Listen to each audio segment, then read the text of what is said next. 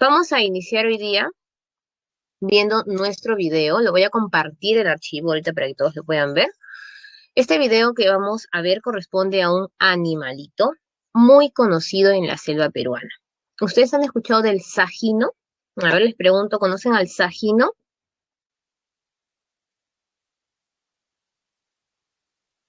Sí, sí conocen al sajino, dicen algunos. Quienes no lo conocen, o de repente han escuchado de, muy bien, el uso dice se parece al cerdo, ¿no? Martín dice sí ha escuchado, de repente no todos lo hemos podido ver. En los zoológicos la mayoría de nosotros lo hemos conocido. Voy a proyectarles un pequeño video de unos turistas que ven cómo los ajinos se desenvuelven en su espacio o hábitat. ¿Listo? Y después ustedes me van a responder algunas preguntas pequeñitas nada más para continuar con nuestra clase de hoy.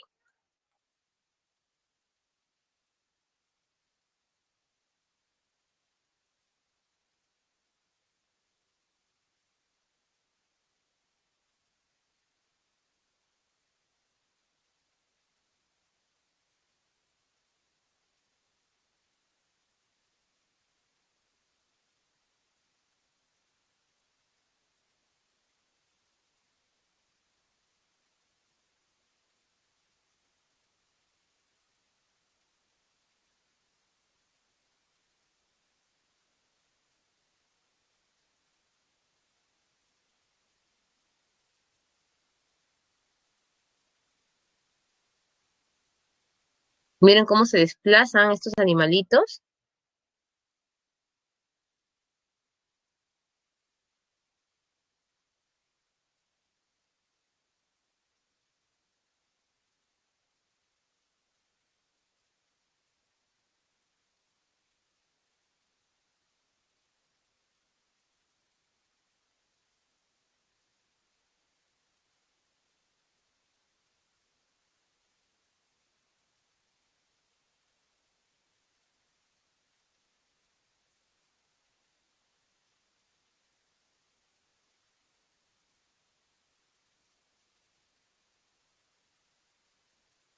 Creo que la mayoría de nosotros imaginamos a los ajinos cuando están en el zoológico casi de la misma forma como a los cerditos, pero no imaginamos este desplazamiento, ¿no?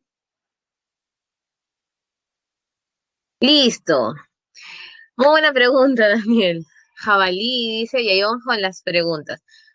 La primerita es, ¿en qué río fue grabado el video?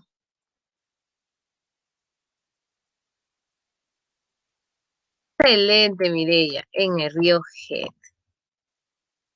Muy bien.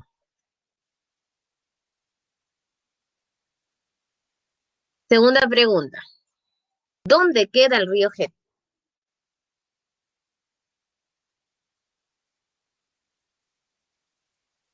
Madre de Dios, excelente. Daniel, muy bien. Perú, muy bien. Nos citamos en la selva, excelente. Antonella, y precisando la región, Mireya nos dice en Madre de Dios. Perfecto.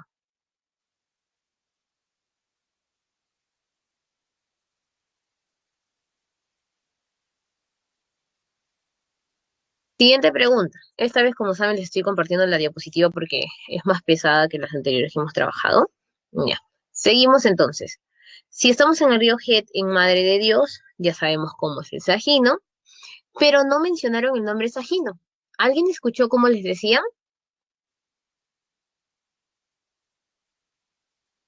A los Sajinos les dicen Pecari. Y por allí, Daniel, si no me equivoco, mencionó el término jabalí. Y el pecari también es conocido como el jabalí de corbata, el jabalí de cuello pequeño. Entonces, el sajino no está alejado de esta clasificación de animales, o sea, del jabalí. Van por allí. Seguimos avanzando y vamos con esta pregunta importantísima. Si el sajino estuviese en peligro de extinción, ¿dónde podríamos llevarlo dentro del mismo Perú para salvarlo de la extinción?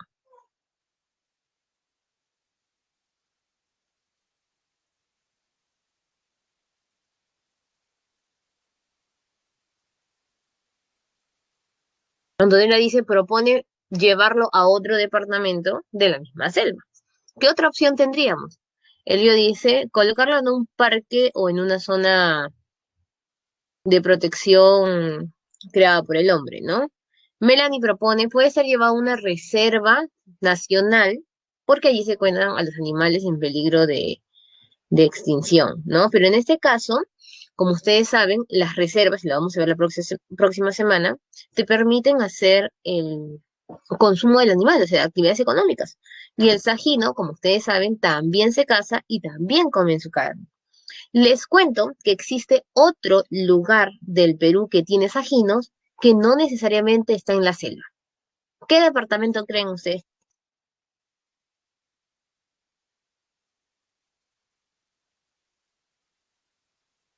A ver, les voy a poner alternativa. Alternativa A, el sajino se encuentra en uno. Alternativa B, el sajino se encuentra en Cajamarca. Alternativa C, el sajino se encuentra en Lima. Alternativa D, el Sajino se encuentra en Tumbes. Y alternativa E, el Sajino se encuentra en Tacna. ¿Cuál de los 5 lugares mencionados puede albergar Sajinos? Daniel dice en Tumbes. Andrea dice también, tiene que ser Tumbes, profesora. Nicole dice Tumbes. Muy bien, excelente.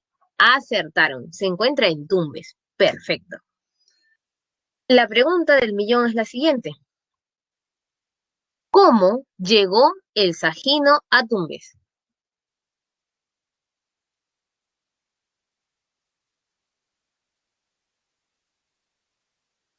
Nicole dice porque el clima se parece. Claro, nosotros recordábamos en una clase los tipos de clima y por allí el clima era similar. ¿Se acuerdan que en la selva teníamos cálido en la selva baja y semicálido en la selva alta? Y en la costa norte teníamos también cálido y en la costa centro-sur teníamos semicálido. Daniel dice, pueden haber pasado por un camino como el Capacñá. Puede ser. Y Antonella dice, por un proceso de migración. Excelente. Entonces, hoy día vamos a entender cómo así encontramos ajinos que deberían estar en la selva, también en Tumbes. Así que nuestro tema corresponde a las ecorregiones. Muy bien. ¿Y para qué nos sirve estudiar las ecorregiones? Porque efectivamente lo que ha hecho el Sajino es moverse de ecorregión en ecorregión. Es decir, cambió de una ecorregión que está en la selva a una ecorregión que está en la costa. La pregunta sería, ¿qué es una ecorregión? Clasifican las ecorregiones como un área geográfica. Por lo tanto, es una zonificación dada por las ciencias sociales, porque recuerdan que el concepto de ecosistema y todo lo que similarmente se clasifica obviamente en el plano de flora y fauna se conoce como ciencias naturales, ¿no? También va a utilizar similares condiciones climáticas, edáficas, hidrológicas, florísticas y faunísticas. Profesora, eso se parece mucho al concepto de bioma. Sí, va similar. Sin embargo, en bioma, nosotros no buscábamos que tengan la misma similitud de flora y fauna. Buscábamos que tengan la misma similitud climática y de relieve, también obviamente hidrológica, lo que conllevaba el tipo de flora y fauna sea especial, pero no buscábamos que tengan la misma flora y fauna, ¿no? Vamos a seguir viendo otros conceptos importantes sobre estas ecorregiones. Y una de estas primeras clasificaciones va a ser diferenciar bioma con ecorregión.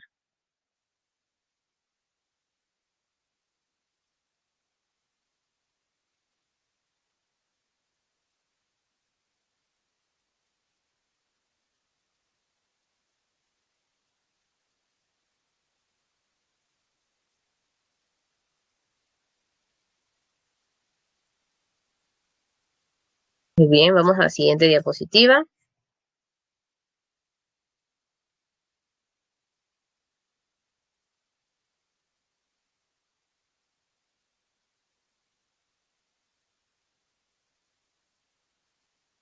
Ahora vamos a compartir la otra definición.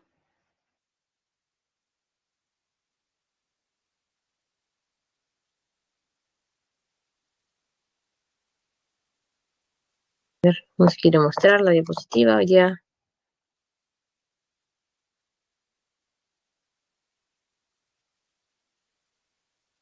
Listo. Continuamos. Bioma, en primer lugar, el número cambia. En el mundo, de forma terrestre, existen 7 biomas formales que estudiamos en la clase anterior, o sea, hace 2 clases, y que podían subdividirse, pero partían de estos 7 bloques.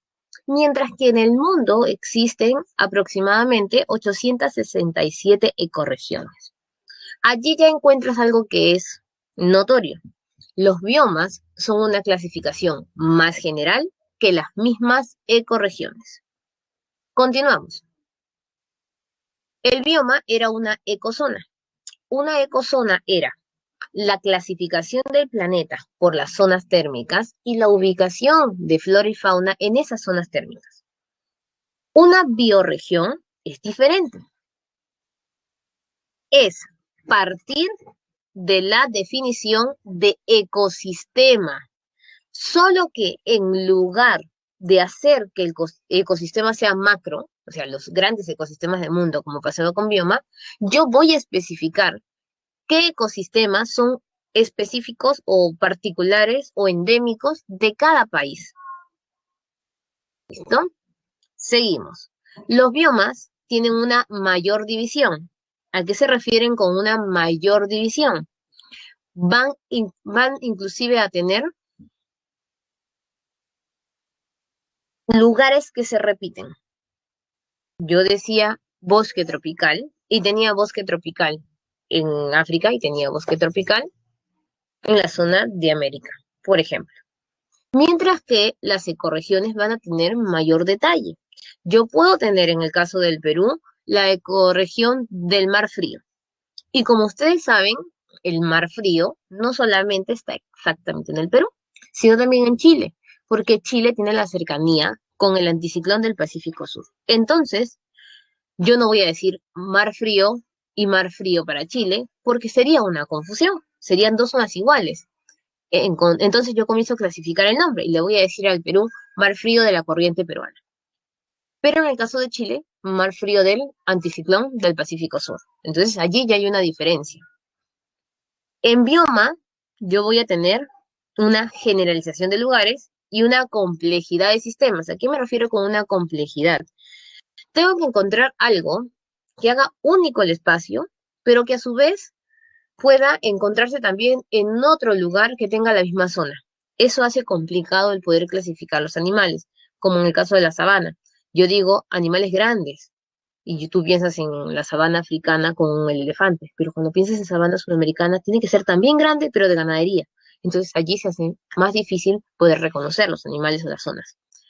Luego, en el caso de las ecorregiones hay mayor dinamismo. ¿Por qué? Porque hay movilización de especies, como hemos visto nosotros en el caso del Sajín al inicio. Y acá viene la distinción básica de un bioma con una ecorregión. El bioma habla de especies en general. Yo decía, en el bosque tropical se encuentran los monos. En ecorregión yo no puedo decir así. Voy a mencionar cómo se llama el mono. Entonces yo te digo, en el Perú tenemos el monocoto.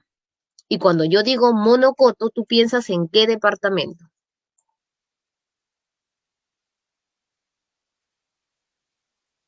¿Qué departamento tiene el monocoto? ¿Alguien lo reconoce? Muy bien, excelente. Daniel nos ha puesto Tumbes. Y si ustedes recuerdan su nombre completo, verdadero del monocoto es Monocoto de Tumbes. Ahora, otro animalito, el mono choro de cola amarilla. ¿Dónde está el mono choro de cola amarilla?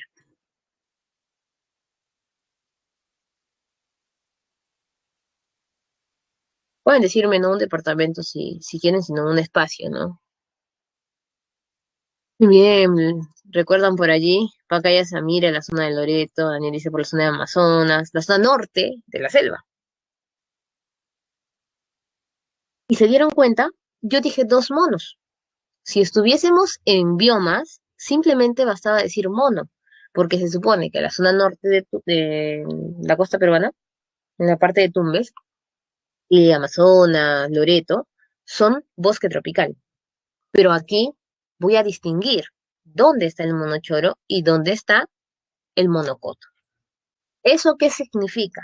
Que puedo encontrar ecorregiones dentro de biomas, porque las ecorregiones son ecosistemas más pequeños que los biomas. Un ejemplo es lo notorio ahorita con el bosque tropical. Y lo vamos a diagramar para que quede bien claro.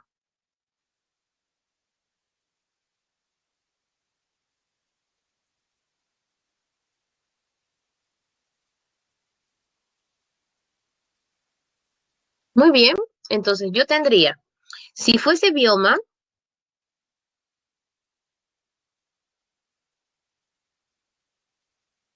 y si fuese ecorregión. Si fuese bioma, basta con decir bosque tropical.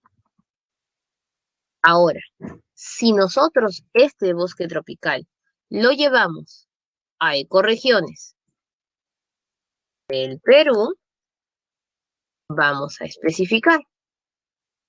1, selva alta. 2, bosque tropical amazónico. 3,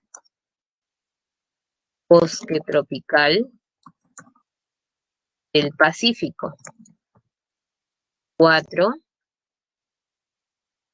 bosque seco ecuatorial. Entonces, yo tengo aquí en un solo bioma la relación de 4 ecorregiones.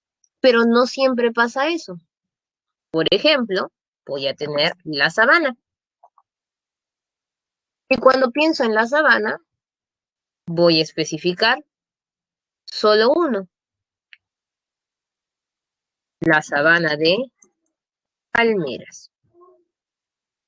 Pasa lo mismo con la zona de desierto. Solo tenemos una zona de desierto. Pero el mejor ejemplo de la relación de diferentes ecorregiones dentro de un bioma es el bosque tropical para el Perú. Porque en otros lugares, especialmente en el continente asiático, un país puede ser que tenga dentro de su espacio una clasificación mayor, por ejemplo, de desiertos, pero no de bosques tropicales. Hasta ahí está facilito. Seguimos avanzando. Nicole tiene una duda.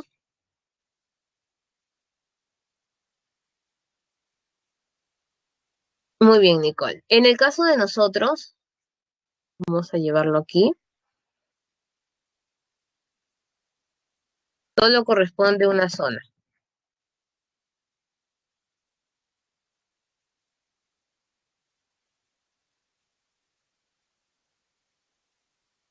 Desierto del Pacífico. Ahora, no confundir, ojo, ecorregión con el nombre de un lugar. Porque si yo me voy a nombres, tendría un ejemplo básico: Techura, Ancón, Ica, etcétera. Son desiertos del Perú que se engloban dentro de la ecorregión designada como desierto del Pacífico, dentro del bioma desierto. Profesora, ¿y yo cómo sé si los otros países tienen más o menos ecorregiones? La clasificación de ecorregiones ya es propia del estudio de cada país. No es general como sí sucede o se suscita con los biomas.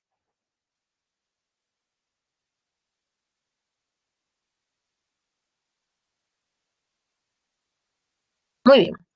¿Cuál es la importancia? ¿Alguna vez te has preguntado por qué cuando viene una nueva persona para estudiar el Perú se hace más complicada la clasificación? Cuando tú estabas en inicial, te decían, ¿no? ¿En cuántas partes se divide el Perú? Y tú decías, ah, profesora, la profesora inicial le decías, en costa, sierra y selva.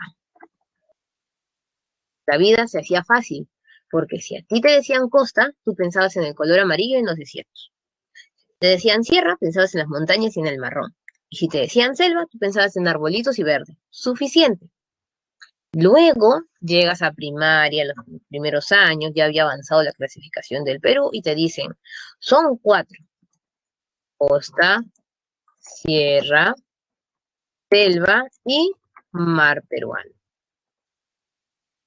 Y empiezas a entender cómo funciona nuestro mar y que hay una zona caliente y una zona fría. Cuando vas terminando primaria y vas iniciando secundaria, viene el profesor, ¿no? Que te dice, no son cuatro ahora, ahora son ocho. Los 8 pisos altitudinales. O también 8 regiones naturales. De ahí la cosa ya se va complicando. Al menos la costa sigue siendo costa. La selva la dividimos, ¿no? En selva alta y selva baja, que es algo notorio y fácil, pero empiezan los problemas con la sierra. Entonces, uno, dos, tres, ya. Entonces llegas a secundaria, estás feliz los últimos años y te dicen, pero aparte hay otro señor nuevo que ha dicho que ahora son 11, 11 ecorregiones. Y tú te preguntarás, profesora, ¿y vendrá otro nuevo señor y le aumentará más lugares y ahora tendré que estudiar 25 y 30 y así? Cada división ha tenido su explicación e importancia. La división básica de costa, sierra y selva, o de costa, sierra, selva y mar peruano, es una clasificación general por espacios climáticos. Cuando nosotros dividimos los pisos altitudinales, su nombre lo dice, te basas en la altitud. Y eso se da porque el Perú está enmarcado en una parte de cordillera. Si nosotros no tuviésemos esa cordillera, no podríamos clasificar pisos altitudinales y nos quedaríamos con regiones muy exactas. Pero luego viene el estudio de los biomas. Y el estudio de los biomas nos explicaban que ciertos animales y plantas se relacionaban entre sí, como en la clase, hace 2 clases ustedes me decían, piensa en oso panda y piensa en bambú. Y comenzamos a ver la problemática de lo que el hombre le hace a cada bioma, ¿no? La tala indiscriminada, la roza y quema, el sobrepastoreo, etcétera, etcétera. Entonces, las personas se comienzan a preguntar, ¿cómo puedo hacer yo para cuidar las especies que están en peligro de extinción desde mi país? Porque si bien sabemos, por ejemplo, que en la sabana se realizan las cazas por el marfil, también podemos identificar que no en todas las sabanas tenemos esa problemática. Y nosotros no estamos cuidando la parte del marfil porque nosotros no tenemos esos animalitos que específicamente utilizan en las casas. Eso no quita que no cuides el mundo en general, pero tú puedes contribuir cuidando las propias especies que tienes que también están en peligro de extinción. Entonces viene el que clasifica las 11 ecorregiones, que ahorita lo vamos a mencionar y que ya saben ustedes cómo se llama, lo sé, y te dice, en base a los biomas, ahora yo voy a clasificar zonas dentro del Perú. Que se mantenga lo que ha hecho Pulgar Vidal, que es el 2 pisos altitudinales, y yo voy a hacer una subclasificación de cosas, ¿no? ¿Y para qué sirven? O sea, no es que simplemente se le antojó dividir en 8 y ya está, sino que nos va a permitir a nosotros, en primera instancia, mantener poblaciones viables. Por lo tanto, si yo sé que hay una especie que la están sobreexplotando en un lugar por determinada actividad económica, ¿qué tengo que hacer yo? Buscar salvar esta especie. Y una de las formas más naturales de salvar la especie es buscando otros lugares naturales donde los podamos cuidar. Ya si no se puede, como por ahí ustedes mencionaban, ¿no? Las reservas, buscan hacer los cuidados artificiales, como en el caso del Parque de las Leyendas. Segundo, alta calidad a las poblaciones. Esta alta calidad a las poblaciones va de dos maneras, para los animales, para las plantas y por otro lugar para las personas. ¿Por qué? Porque poblaciones se le llama a estos grupos de flora y fauna. Entonces, alta calidad porque van a tener un cuidado mejor, la satisfacción de sus propias necesidades y también la preservación de su especie. Pero por otro lado tenemos a las poblaciones humanas, que nosotros consumimos muchas veces estos animales, puede ser para alimentación, los utilizamos para vestimenta, carga o simplemente disfrutamos de su belleza en nuestro país. También vamos a gozar de mejor calidad de animales, cuidados, no maltratados, que hayan tenido revisión médica, etcétera. Tercero, acciones contra la contaminación. ¿Por qué? Es mucho más fácil cuidar una especie pequeña, o me refiero a un espacio pequeño, a cuidar todo el Perú, especialmente cuando el Perú tiene una diversidad de climas y una diversidad de espacios. Es como una empresa, ¿no? Es más fácil cuando la empresa va creciendo comenzar a crear subcargos, jefaturas, a dejarle todo al jefe general o al gerente de la empresa. Igualito es aquí. El Perú sigue estando a cargo del Ministerio de Ambiente y de los distintos ministerios dependiendo de la situación. Pero si cada espacio tiene su clasificación, vamos a poder encontrar instituciones que se encarguen de esos pequeños espacios, como encontramos el IAP de la Amazonía o el INAIGEN para ecosistema de montañas, y así los gobiernos regionales se involucran más. ¿Por qué? Porque supongamos, decimos nosotros, ¿no? El Sajino se encuentra en Tumbes, el Monocoto se encuentra en Tumbes, y la región Tumbes, el gobierno regional de Tumbes va a cuidar esa especie, porque no solo es endémica para el Perú, sino para ellos como representación regional. Y cuatro, permite políticas de acción. Es también más sencillo para el ente general, o sea, para el gobierno central, poder cuidar las especies en una clasificación más específica, en el reconocimiento de la variedad de especies que existen e inclusive en el número de especies, porque sabemos cuántas poblaciones o comunidades de tipos de animales y plantas se encuentran en nuestro país. Muy bien. Una de las cosas que la mayoría se pregunta es, ahora sí lo podemos decir, ¿no? Antonio Bragg, el encargado de las ecorregiones, ¿dejó de lado la clasificación de Javier Pulgar Vidal? No, él no eliminó la clasificación, sino la perfeccionó. ¿En qué sentido? En el estudio de flora y fauna. Además que se pudo enriquecer esta clasificación porque ya teníamos los biomas. Recuerdo que antes de los biomas solo se clasificaban en regiones geográficas, ¿no? Y fitogeográficas. Y además, según la necesidad, utilizamos la clasificación. Javier Pulgar Vidal es el que nos dijo todos estos nombres chiquitos que vimos en la clase de relieve, ¿se acuerdan? Duna, médano, tablazo, terraza, todos estos nombres. Mientras que Antonio Braque no, él no especifica tantos detalles allí, sino más detalles en flora y fauna, porque su estudio es una ecorregión. Y así los dos siguen siendo estudios importantes hasta ahorita. Si quiero ver el tema del clima, me voy más para Javier Pulgar Vidal. Si quiero hacer la clasificación de flora y fauna, para Antonio Branquija. Y acá viene lo importante. ¿Cómo salieron estos 11 nombres? Si ya de por sí Pulgar Vidal nos había dado 8, ¿de dónde salieron más nombres? Y vamos a verlo nosotros aquí en la clasificación, ¿no? Yo tengo Costa, que es la Chala, Yunga, Quechua, Suni, Puna, Janca Cordillera, selva alta y selva baja. Entonces voy a especificar detalles. Costa es toda la parte desértica y la parte boscosa del norte, que mayormente lo identificamos con una zona desértica larga porque solemos excluir en la clasificación general los detalles que tiene Tumbes y la parte norte de Piura porque hacemos su nombre lo dice, generalidad. Yunga eran los valles pegados a la costa, Quechua se acuerdan por el tema de relieve, Quechua eran los valles interandinos, Suni eran los valles autárquicos o estrechos, Puna eran las mesetas, Janca o cordillera eran los nevados, ¿no? Las montañitas. Selva alta teníamos nosotros casi los bosques y Omagua o selva baja era la gran llanura. ¿Qué es lo que va a hacer? Antonio Braque va a va a dividir la clasificación de Pulgar Vidal. Correcto, va a especificar. Muy bien, Daniel. La primera cosa que era obvia y que era un problema era la costa, porque era la costa Ochala. Y de por sí él mismo, y Javier Pulgar Vidal, siempre decía costa norte y costa centro-sur. Y si siempre vas a mencionar costa norte y costa centro-sur, entonces no puedes poner la junta, porque tú mismo te estás dando cuenta que no es lo mismo. Entonces Antonio Braque tenía que trabajar allí en costa. Ya se hablaba ya no de costa, sierra y selva, ya se hablaba de costa, sierra, selva y mar peruano. Entonces, no había un estudio preciso del mar peruano todavía dentro de una clasificación general del Perú. Sierra más bien lo redujo, ahorita vas a saber por qué. Y en selva apareció uno nuevo. Vamos a empezar por el más fácil, que es selva. Selva alta se mantiene igualito y selva baja le quitó la sabana. ¿Por qué le quitó la sabana? Sencillo, es porque ya se había estudiado los biomas y los biomas separaban bosque tropical de sabana.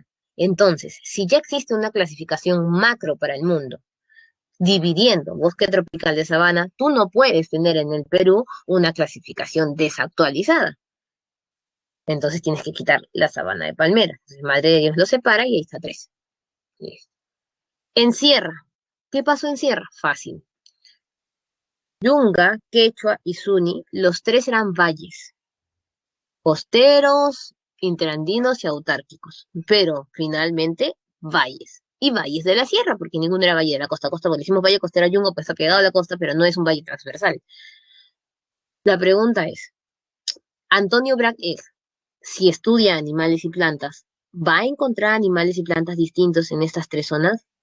No, porque si bien el valle era más chiquito o más largo, los tres eran igual longitudinales, estrechos o como querramos llamarlos, pero eran longitudinales. Y como son valles de la sierra, tenían la misma planta. Por lo tanto, él dice, voy a juntarlo todo y le voy a poner serranía esteparia. Algunos le dicen bosque serranía esteparia, otros simplemente serranía esteparia. Esta serranía esteparia es sencilla. ¿De dónde se le ocurrió el nombre? Serranía, porque usualmente le decían sierra, por pensar en la clasificación europea, pero él ya sabía que era región andina. Y esteparia, ¿de dónde lo sacó? ¿Se acuerdan la clasificación de biomas? Pradera y estepa se llamaban las praderas de la zona euroasiática. Entonces, si tú comparas las plantas de la zona euroasiática, que eran más pequeñas, más llanitas, a las otras que eran un poco más elevadas, se parecían a las de la sierra. Se le pone serranía esteparia. Listo. Puna, ¿quién es Puna? Fácil. En general le pone Puna y Altos Andes. Y es notorio que unió Puna y Cordillera. Y la pregunta que tú te harás es, profesora, ¿y por qué va a unir Puna y Cordillera si allí no me va a decir que son iguales? Porque no son iguales. Por supuesto, no son iguales. Pero tampoco le convenía dejar Altos Andes separados. ¿Por qué? Porque Antonio Braque estudia animales y plantas. Y en la punta del nevado, en el nevado, en la parte más fría, no hay plantas y no viven animales. Profesor, eso es falso porque Javier Pulgar Vidal dijo que en la Janca o Cordillera vivía el cóndor. Y esa fue una de las cosas que Antonio Braque especificó. El cóndor sobrevuela por allí, pero el cóndor en realidad vive en los valles. Por lo tanto, yo no lo voy a colocar allí, sino tengo que colocarlo en la parte de serranía esteparia. Es así que él junta Puna y Altos Andes, porque al final va a colocar los nombres de los animales de Puna y Altos Andes, de Puna y no de Altos Andes. La costa y el mar peruano sí era bien fácil. Lo primero que hizo fue clasificar el mar, y el mar se divide en dos: un mar tropical, la parte de la contracorriente ecuatorial, y el mar frío de la corriente peruana, la parte de la corriente peruana. Listo. Lo único que va a hacer en la costa es pegar, dosificar. Toda la parte del mar frío corresponde a toda la parte del litoral de la costa centro-sur. A la costa centro-sur le va a cambiar de nombre y le va a poner desierto del Pacífico. ¿Por qué desierto del Pacífico? Porque si bien toda la costa es árida o desértica, justo la aridez corresponde a la llegada de la corriente peruana. Donde no llega la corriente peruana, no hay desiertos. Entonces él se da cuenta que va de la mano. Y le dice del Pacífico porque si tú piensas en un desierto, inmediatamente piensas en temperaturas de 40, 50 grados, pero la costa no es así. Por lo tanto, tiene que ser un desierto especial, desierto del Pacífico. Y se supone que si es mar frío desierto, debería ser mar tropical y al costado que debería ir, bosque tropical. Pero no, Antonio Braque se dio cuenta de un detalle. Entonces, si nosotros rebobinamos nuestro cerebrito de la clase de biomas, se sobreentiende que en un bosque tropical llueve todo el año, o al menos en grandes cantidades. Y si tú recuerdas la costa norte, en Piura, parte de Lambayeque y La Libertad, que también son costa norte, y Lambayeque y La Libertad con Piura están mitad para la parte calientita y mitad para la parte de desierto, allí no llueve todo el tiempo, solamente llueve en verano. Pero hay un lugar del Perú que sí llueve todo el tiempo, y este lugar es Tumbes, para ser exactos, la parte norte de Tumbes, porque está pegada a la cordillera del Cóndor en la zona de Ecuador. Por eso también contábamos que Tumbes era la zona o la parte del río Tumbes, ¿no? Que tenía cascadas, ¿no? Cataratitas, cosas que parecía selva. Por eso es que divide esta parte de la costa norte en dos: bosque tropical del Pacífico a Tumbes, porque los lugares o ecorregiones que tienen fidedignamente la característica del bioma bosque tropical son la zona de Tumbes y la selva baja. Por eso que a la selva baja también le llama bosque tropical amazónico. Mientras que en bosque tropical del Pacífico, aquí estaríamos solamente diferenciándolo de la selva baja. Y como sabemos que Piura, Lambayeque, La Libertad, y parte sur de Tumbes no llueve todo el año, pero llueve más que en la costa centro-sur, le vamos a poner bosque seco. Sobrevive los arbolitos sin necesidad de que llueva tanto. ¿Y por qué le ponen la palabra ecuatorial? Para que recuerdes que tiene la relación y pertenece al bioma del bosque tropical, porque es bosque tropical o ecuatorial. Entonces, así nacen las 11 ecorregiones. Muy bien. Por ahí me decían, profesora, ¿vamos a hablar de cada uno? Por supuesto que vamos a hablar de cada ecorregión. Lo primero que vamos a hacer es detallar las ecorregiones de forma individual. ¿Listo? Vamos a hablar de cada una, qué tienen, todo. Luego que hablemos de cada una, vamos a pasar a llenar este cuadro para poder entender que nosotros ya sabemos la localización de las ecorregiones, el clima de las ecorregiones, el relieve de las ecorregiones y la hidrografía, porque son temas que ya hemos hecho y se sacan de allí los conceptos. Mientras que lo nuevo para aprender sería flora y fauna. ¿Listo? Pero antes de todo ello, vamos a especificar la primera pregunta con la que iniciamos la clase de hoy. ¿Cómo es que el Sajino pasó de la selva a Tumbes?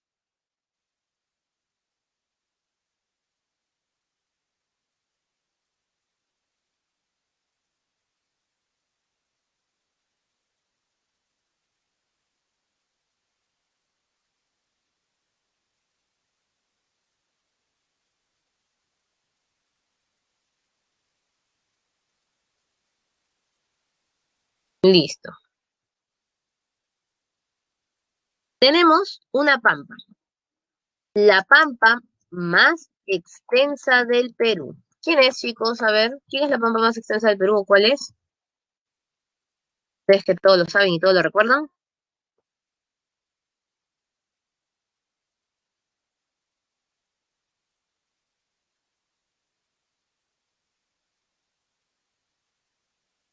Muy bien, Melanie. Olmos. Profesora, ¿y cuándo le aprendimos eso? En la clase de relieve. Yo les dije, nunca se olviden de un nombrecito, porque lo vas a usar en ecorregiones. Ahora nos vamos para el otro lugar. Valle longitudinal de Cajamarca. ¿Sabes qué es un valle longitudinal? ¿Cómo se llama el valle longitudinal de Cajamarca, el más famoso? O para ser sencillos, un valle de la selva en Cajamarca. ¿Quién sabe? A ver. Un valle de la selva en Cajamarca.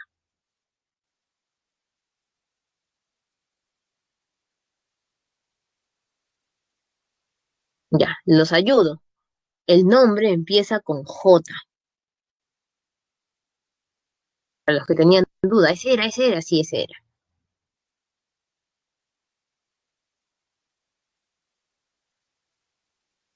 Muy bien, Kelvin, muy bien, Fernanda, Jaén. Fácil. Olmos se encuentra en Lambayeque, y ya les dije, ¿no? Obviamente, que Jaén se encuentra en Cajamarca.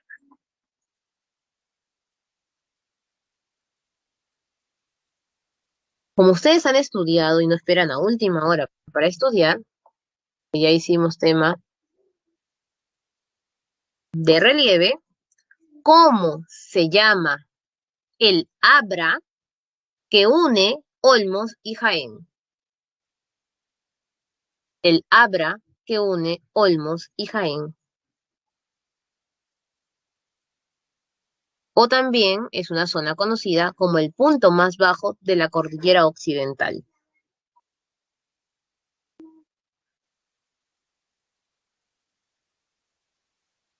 ¿Nadie sabe? A ver. El paso, ¿cómo se llama ese paso? Paso o Abra, punto más bajo. Con pasos se recuerdan más rápido. Muy bien, Nicole, paso por Cuya. Muy bien, mis ángeles, excelente, ya recordaron.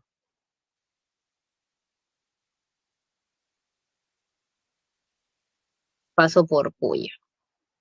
Yo cuando hice la clase les dije, nunca se olviden del paso por Cuya, porque es importante para ecorregiones.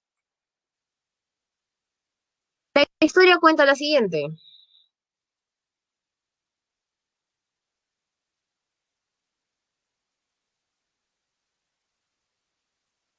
Había un animalito que se llamaba Sajino.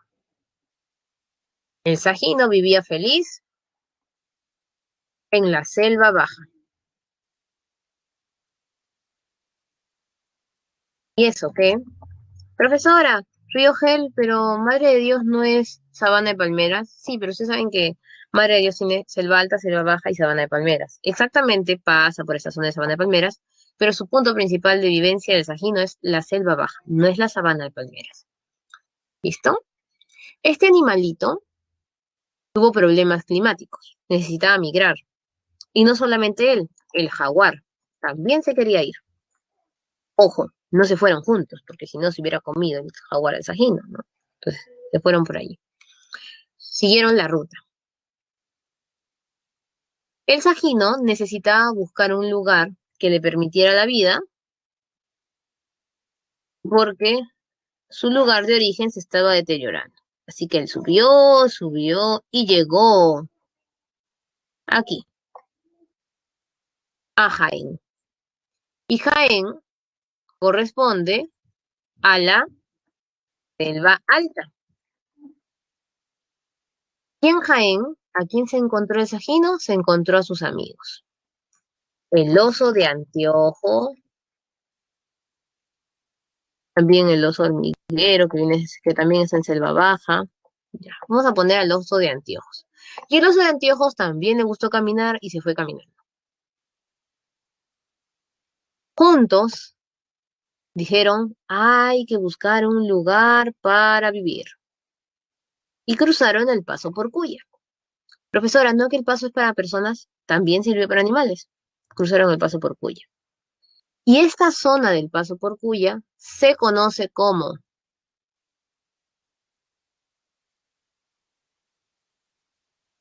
páramo. Profesora, usted no nos ha mencionado este nombre. Ahí vamos.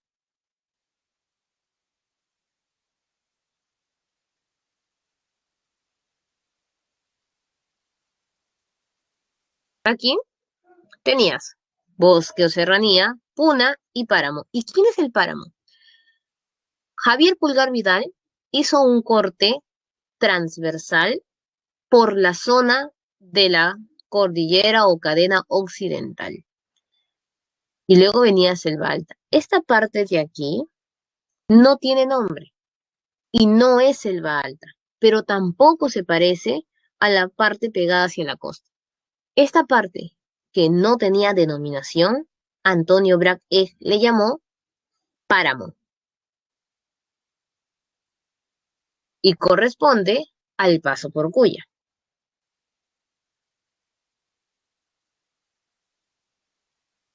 ¿No? Te cuento que en el camino algunos osos de anteojos se quedaron, pero no todos, otros siguieron caminando.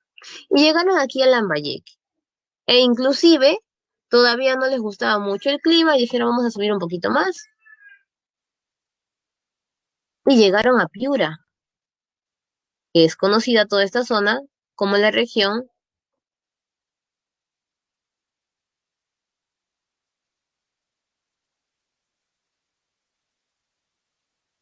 Desde Lambayeque, obviamente, bosque seco ecuatorial. ¿Quién se quedó aquí? El oso de anteojos. ¿Por qué? El oso de anteojos no tenía mucho problema en quedarse en el Paso Porcuya o el quedarse en el bosque seco ecuatorial. ¿Por qué? El clima se parece. Recuerda que selva alta es cálido, pero no llovía, si bien llovía bastante en cantidades, no es que lloviera seguido, sino que en el momento en que llueve suele llover más que en la misma selva baja, que es distinto. Pero la ventaja que en la selva baja llovía en menos cantidad, pero con mayor frecuencia. Entonces el Sajino no podía esperar a que lloviese en temporadas de verano y no se adecuaba al clima. Así que el oso de Antiojo que lo había acompañado se quedó por aquí y el Sajino decidió subir. Ahora, este Sajino no subió solo, el jaguar también lo acompañó. Ya donde llegaron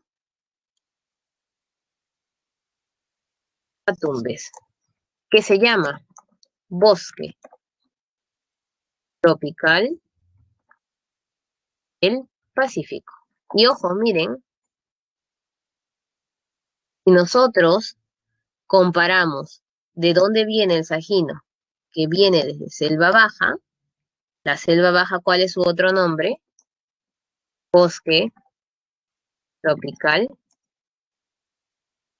Amazónico. En otras palabras, lo que hicieron el Sajino y el Jaguar fue buscar otro lugar igualito, pero en otra región. Por eso los dos se llaman bosque tropical. Y he ahí la razón por la cual en la costa norte encuentras muchos de los animales de la misma selva baja o selva alta. Ahora sí, ¿quedó claro esa parte? Vamos a especificar las ecorregiones. ¿Alguna duda en estas cosas generales? Porque ahora sí nos vamos de lleno a términos nada más. Ninguna, ¿no? Todo clarito. Muy bien. Vamos ahora sí a nuestra separata general y luego volvemos a nuestro cuadro resumen, que es el que más les va a ayudar a ustedes para memorizar. Vamos a empezar con el mar frío de la corriente peruana, ¿no? ¿Cuál es la localización del mar frío de la corriente peruana? Como sabemos, mide lo mismo que nuestra corriente peruana. La corriente peruana nace en el anticiclón del Pacífico Sur, sube hacia el norte y llega ¿hasta dónde? Recuerden por todas las clases de clima y de relieve, hasta la península de Illescas. Y la península de Illescas está ubicada en 5 grados latitud sur, que corresponde a la zona de Piura. Por lo tanto, viene desde la península de Illescas, 5 grados latitud sur, zona de Piura, hacia abajo. ¿Y hasta dónde va a llegar? Hasta la parte de Chile. ¿Todo Chile? No. Hasta que en Chile pues empiece su ecorregión de su propio mar frío. Si se llama mar frío, las corrientes tienen que ser frías. Por sentido común, no le vas a poner corrientes cálidas. Profesor, y de verdad son muy frías. Recuerda que el Pacífico en realidad es cálido y el anticiclón es el frío. Entonces la corriente peruana suele enfriar esta temperatura que debería tener toda nuestra zona del mar peruano, pero que en realidad no es tan fría como en unas zonas templadas o congeladas polares. Bien, ¿cuál es la flora? Si tú recuerdas, fenómeno del afloramiento va relacionado con el mar frío. Entonces la corriente peruana levanta, levanta, levanta. ¿Y qué levantaba? El fitoplancton. ¿Y qué es el fitoplancton? Una plantita. Entonces está en flora, fitoplancton y algas. Recuerda, afloramiento, color verde, ahí está, fitoplancton y variedad de algas. Y recordemos, según nuestro tema de la corriente peruana, en el zócalo continental aparecía este fitoplancton y por lo tanto teníamos la dicha de tener un montón de pececitos. Entonces, ¿qué variedad de animales aparecen en el mar frío? Los peces. Pero aquí sí tengo que especificar, porque estamos en ecorregión, no en bioma, y se especifica el nombre. Y grábate lo que pasaba con la corriente del Niño. ¿Quiénes se iban? la anchoveta y la sardina, que son los principales. Recuerda que el atún tiene también su especie de sobrevivencia, a veces en zonas cálidas, el bonito también, porque hasta ahorita tenemos bonito, por ejemplo, pero los animales básicos que se suelen ir es anchoveta y sardina. Muy bien, chicos, ya tenemos nuestra hora de receso. Vamos a seguir continuando toda esta temática que está muy interesante a las 7:10. ¿No? 7:10, volvemos todos porque tenemos mucho que realizar igual en cívica.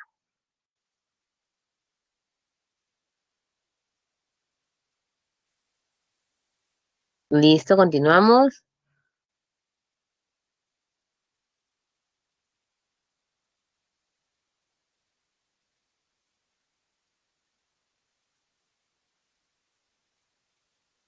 Listo. Nos habíamos quedado analizando el tema del mar frío. Vamos a seguir viendo algunos de estos elementos principales que tiene ese mar. Recordemos, anchoveta, sardina, nombres principales.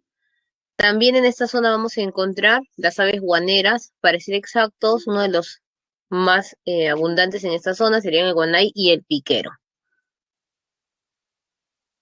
Nos pasamos ahora con el mar tropical, sería la ubicación restante del mar frío, en este caso, de 5 grados de latitud sur hacia arriba, ya no hacia abajo, y nos estaríamos yendo hasta la zona de México, ¿no? Una temperatura cálida, porque obviamente estamos hablando de un mar tropical, y justo nos estamos encaminando hacia la línea ecuatorial. Flora, recuerda que aquí se da el fenómeno del aguaje. ¿Qué es el fenómeno del aguaje? La ausencia del fitoplancton. Por lo tanto, si queremos pensar en plantas, algas es muy poca la cantidad. Por lo tanto, pensamos en manglares. ¿Por qué? Porque piensas tú en la delta que termina el río Tumbes, allí se forman los manglares y está pues en mitad litoral y en mitad mar. Fauna, recuerda, ¿no? Los peces son característicos de esta zona fría. Cuando nosotros pasamos a una zona tropical, llegamos más que todo para crustáceos y moluscos. Si queremos hablar de peces, vamos a entonar pues el pez espada y el barrilete. El barrilete es el primo hermano del bonito, son igualitos, pero obviamente tienen un sabor distinto porque nos encontramos en una zona de mar distinta también.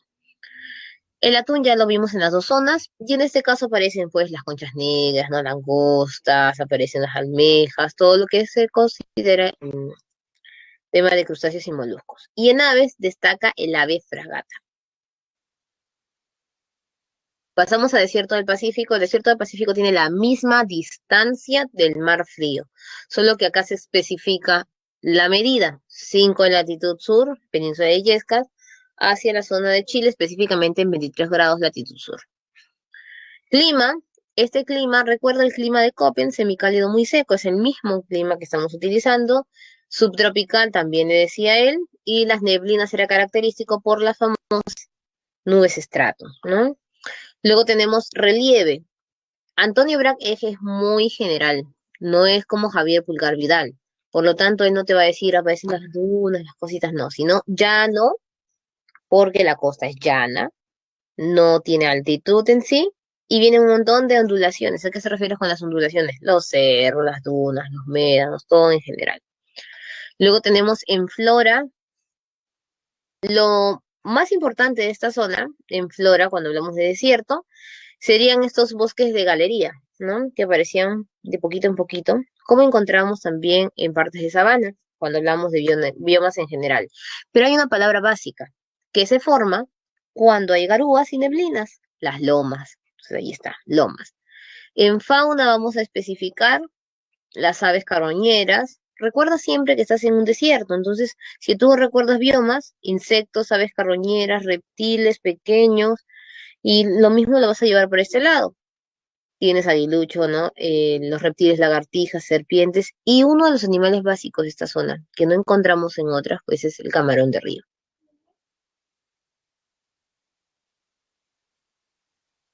Bosque seco ecuatorial y bosque tropical del Pacífico. Bosque seco ecuatorial vamos a encontrarlo, recuerda tú, Tumbes, Piura, Lambayeque y La Libertad. En otras palabras, los 4 departamentos considerados costa norte. Tumbes la parte sur, porque la parte norte sería el bosque tropical del Pacífico.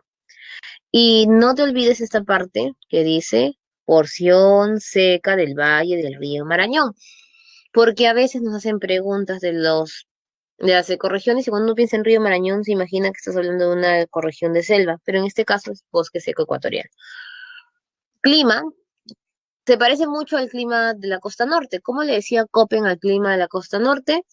Cálido, muy seco o árido tropical. Y en este caso el nombre se mantiene, ¿no? Cálido y seco. Relieve, estamos hablando nosotros de llanura, porque si es en costa, y ya no le vas a decir ondulaciones, sino montañas. Siempre que hables de bosque vas a encontrar sistema de montañas, aunque sean montañas de baja altura, siempre se le menciona montañas a esta zona. Por eso que la selva alta, que son superficies de bosques, son montañas, por eso es el nombre de selva alta. En flora, ceibo significa seco. Esta planta no puede faltar. Pero ¿cuál es el problema con el ceibo? Que se repite también en el bosque tropical del Pacífico, entonces podría confundirte un poco. Y uno de los árboles más importantes de esta zona es el algarrobo, porque cuenta la historia que por mucho tiempo no había algarrobo en el Perú. En la costa norte se había desaparecido el algarrobo porque comenzó a haber esta parte de la etapa de sequía.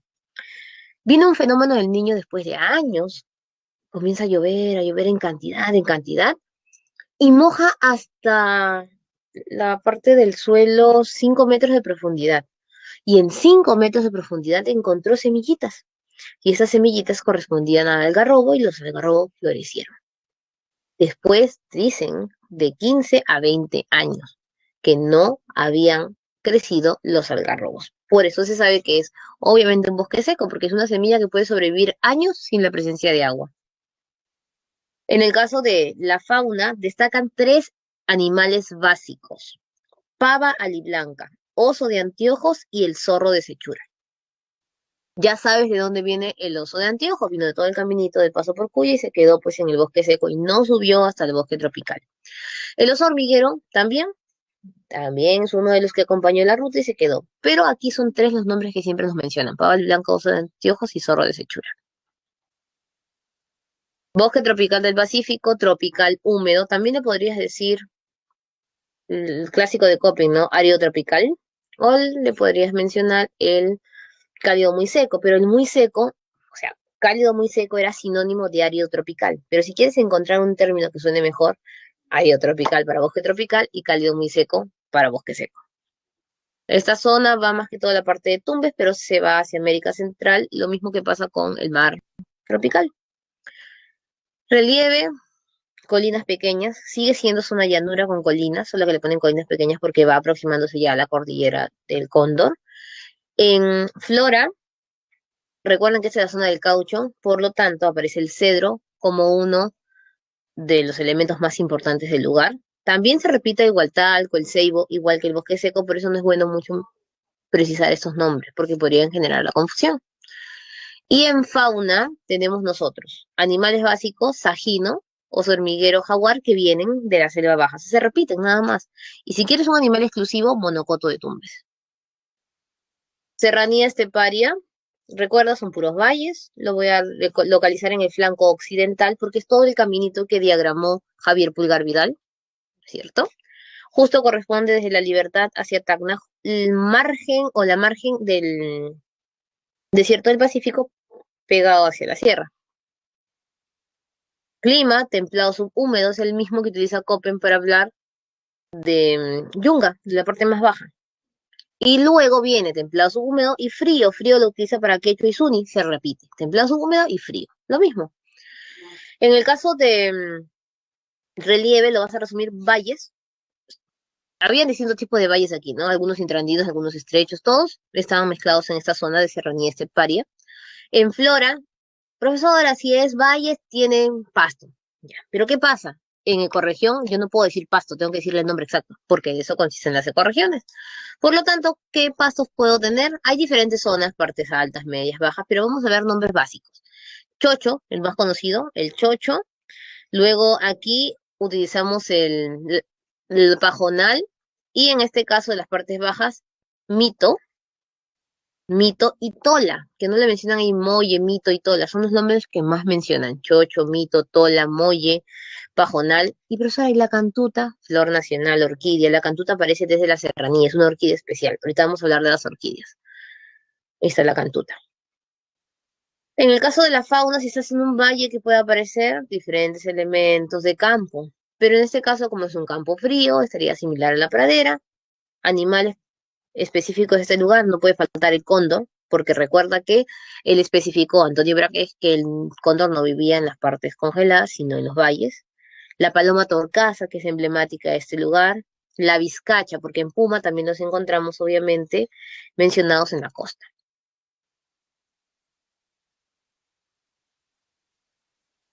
Puna y Altos Andes era la mezcla entre las mesetas y obviamente los nevados, ¿no? Puna, siempre vas a pensar en los lugares más elevados. ¿Cuáles son los lugares más elevados? La zona de Cajamarca, y obviamente vamos a tener la zona del sur, el sur de la sierra, que son los que tienen las mesetas. Puno, Cusco, Junín. Y en este caso, si bien nosotros vamos a ver que Cajamarca está arriba y la otra está en la parte del sur, estos departamentos del medio no tienen tanta altitud porque se van relacionando con la costa o con la selva. Estos llegan hasta Chile y Argentina. Clima frígido, recuerda, según Köppen, venía frígido y luego el último gélido. Solo lo unió, frígido y gélido. Mesetas y nevados. Es lo mismo aquí. Flora, recuerda que según los biomas donde están los nevados no hay nada. Decían gramíneas, eso. Pero ¿cuál es el nombre que acá te debe interesar? La puya o titanca y los quinoales. ¿Por qué? Porque recuerda que en las mesetas crece el ichu, pero si tú traduces ichu sale pasto. Y nosotros necesitamos nombres específicos. En este caso, puya o titanca y los quinoales, nombres que no te puedes olvidar. Animalitos que quienes viven en mesetas, los auquenios. Comienzas a especificar los cameleos sudamericanos, ¿no? Llama, vicuña, alpaca. El suri, no pienses en el suri, en este caso en el gusanito de la selva, sino el ñandú andino. Páramo. ¿Dónde está el páramo? Paso por Cuya, páramo. ¿De dónde venías?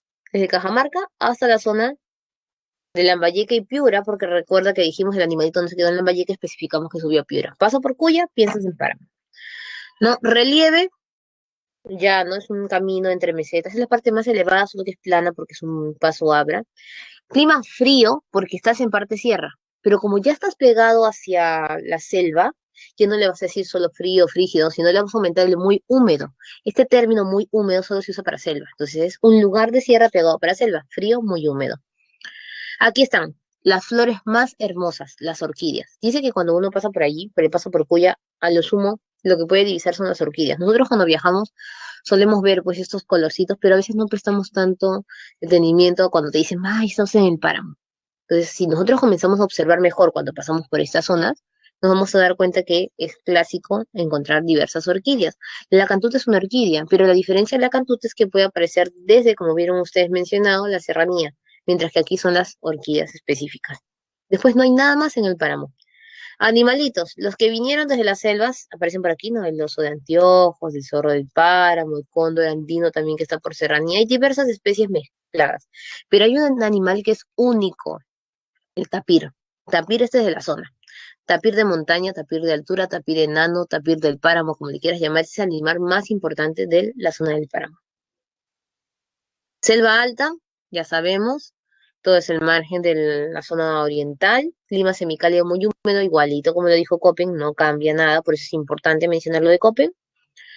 Sabemos que en el caso de la flora van a aparecer todos los que son árboles madereros gruesos, cedro, roble, son los principales, y ahí ya mezclado con obviamente los frutales. Y vamos a encontrar en el caso de la fauna animales específicos, monochoro de cola amarilla, gallito de las rocas ave nacional, y los ya mencionados en el camino, ¿no? El oso de anteojos, por ejemplo. Tenemos tres zonas de relieve, dependiendo en qué parte de altitud nos encontramos.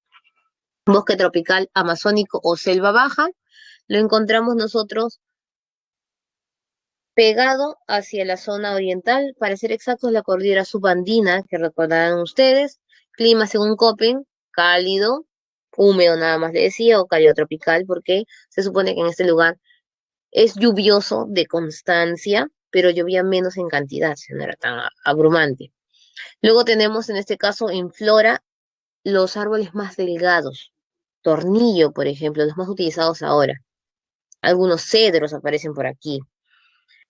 Y caoba, que es lo principal. Caoba, también el tornillo, son los más delgaditos, ¿no? En relieve, vamos a ver colinas, siempre es la parte de ojo, lo clásico es una llanura, por eso le dicen la gran llanura. Y recuerdo los animales que se pasaron en el viaje, sajinos, hormiguero, los osos más chiquitos están en esta zona. Y la sabana de palmeras, Madre de Dios, pampas del río Het, cercano al río Het. Recuerda que de ahí vive el sajino entre lo que es la sabana de palmeras y el río Het. Vamos a encontrar, si tú recuerdas cómo era la sabana de palmeras, era la Atahuampa, y que era la Atahuampa, como el pantano cercano al río, por eso es el pantano clásico de este lugar. Clima cálido húmedo sigue siendo el clima de Copen de selva baja. Flora, sabana de palmeras, obviamente palmera, el aguaje, que es el más conocido. Y en fauna va a destacar, si bien vamos a encontrar algunos animalitos de la selva baja, inclusive el sajino pasa por aquí, hay tres animales básicos de esta zona, que te hace pensar a pantano y a color negro. Lobo de crin, ciervo de los pantanos y el toco o tucán gigante, que es negro y con el pico de colores.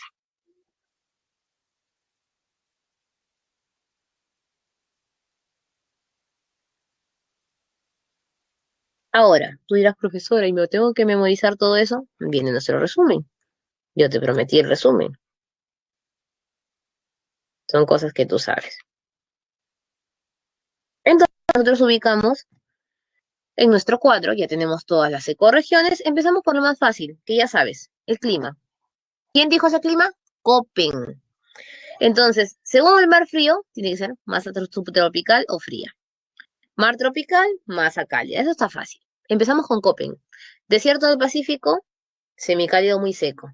Bosque seco ecuatorial y bosque tropical, cálido, muy seco. Le puedo decir, en el caso de bosque tropical, también puedo utilizar el cálido húmedo, que es lo mismo que tiene tropicalidad, o puedo usar el árido tropical, que eran sinónimos, cálido muy seco, seco o árido tropical. Como en el caso de desierto era semicálido muy seco o árido subtropical. Serranía, templado frío. Puna, frígido gélido. Páramo, frío húmedo. Selva alta, semicálido muy húmedo. Y selva baja y sabana de palmeras, si quieres puedes precisar hasta que lo que dijo Copen. Cálido húmedo ecuatorial porque estaba cerca del ciclón ecuatorial. Y sabana de palmeras, cálido húmedo de sabana tropical. Luego te vas para relieve. ¿Qué hace él? Generaliza, acuérdate. Mar frío, rocas, afloramiento. Mar tropical, arena, aguaje. Desierto del Pacífico, llanura con colinitas u ondulaciones. Bosque seco, llanura boscosa. O también le puedes decir llanura con montañas y colinas, ¿te acuerdas? Serranía, puros valles. Puna y Altos Andes, mesetas y nevados. Páramos son colinas, también está en la parte alta. Selva alta, si quieres profundizar, valles longitudinales y pongos, aunque lo puedes dividir con los relieves de los bosques, ¿no? Bosques de neblinas, secos. Selva baja es la gran llanura y sabana de palmeras, llanura pantanosa, para que no te olvides los animales. Hidrografía lo has hecho, por supuesto, hicimos el tema de ríos. Mar frío, corriente peruana y anticiclón del Pacífico Sur. Mar tropical, contracorriente ecuatorial y fenómeno del Niño. Desierto del Pacífico, ríos, ¿cómo eran los ríos de la costa? Transversales y cortos. ¿Cómo son los de la costa norte? Igualito, transversales y cortos. ¿Dónde es el cambio? En el bosque tropical del Pacífico, porque está Tumbes, y Tumbes será, le aumentamos en delta, para que recuerdes los manglares. Serranía esteparia, ¿cómo son los ríos del sur? Ríos cortos y radiales, ¿no? Chiquitos. Puna y Altos Andes, y Páramo, estás en la parte elevada, no hay ríos, lagunas o los arroyos que recién se están formando para los ríos. Selva alta, longitudinales y torrentosos. Selva baja, longitudinales también, pero hay formadas los meandros. Y sabana de palmeras, cochas, las lagunas y los pantanos. Vamos para localización, que es el resumen de lo que acabamos de ver en cada diapositiva. Mar frío, Piura, Tacna, Chile, ¿no? Mar tropical, y Piura, Ecuador, para que recuerdes que se va. Y eso que llega hasta México, sigue subiendo, recuerda. Desierto del Pacífico, Piura, Tacna, Chile, 27 para ser exactos. Bosque tropical, perdón, bosque seco ecuatorial, los cuatro departamentos, Tumbes, Piura, La Bella y La Libertad, Tumbes la parte sur. Bosque tropical del Pacífico, Tumbes hacia la zona de Ecuador. Serranía esteparia, flanco occidental, Puna y Altos Andes, Sierra Sur. No te olvides la zona de mencionar Cajamarca. Páramo, recuerda el paso por Cuya, Cajamarca, Piura, Selva Alta, Departamento de selva alta, Amazonas, San Martín y la ceja de selva, selva baja, Loreto y Ucayali, y sabana de palmeras, Madre de Dios. Ojo, no significa que Madre de Dios no tenga ni selva alta ni selva baja, pero estamos poniendo algo que te haga recordar de forma general, para que no tengas que memorizar tantas cosas. Y como esto ya lo has visto en cada clase que hemos hecho, lo único que te faltaría profundizar sería flora y fauna. Y parece difícil, pero acabas de darte cuenta que es muy fácil. Frío, afloramiento, algas.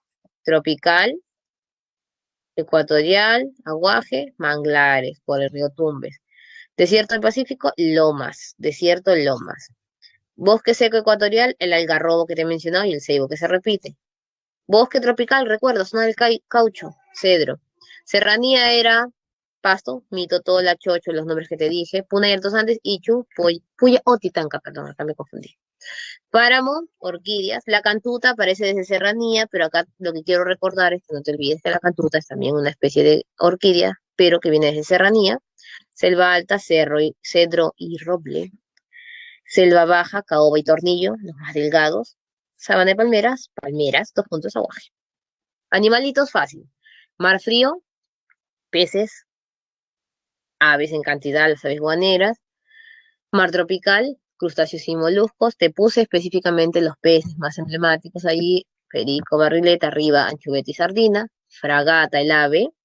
Desierto del Pacífico. Aves carroñeras, no te olvides el camarón de río. Bosque seco, te dije, son tres los nombres que tienes que recordar. Sechura. Bosque del Pacífico, sajino, monocoto, cocodrilos, americanos, oso manglero, jaguar, ¿no? Serranía esteparia, cóndor y puma emblemáticos. Puna, puseuquenio, puma, suri, ya sabes que no es un gusanito. Páramo, el primero obviamente el tapir, el oso de anteojos y el zorro que está allí. Selva alta, nos vamos para el animal emblemático, Gallito de las Rocas, monochoro, no te puedes olvidar. Obviamente los animales que subieron, no el oso de anteojos, pero ya es, toda la clase lo hemos mencionado. Selva baja, sajino, jaguar, perezoso. Sabana de palmera, los tres que te dije que no pueden faltar. Lobo de crin, ciervo de los pantanos, toco o tucán gigante. Y ahí está un cuadro resumen que te va a ayudar a memorizar los datos principales de las ecorregiones.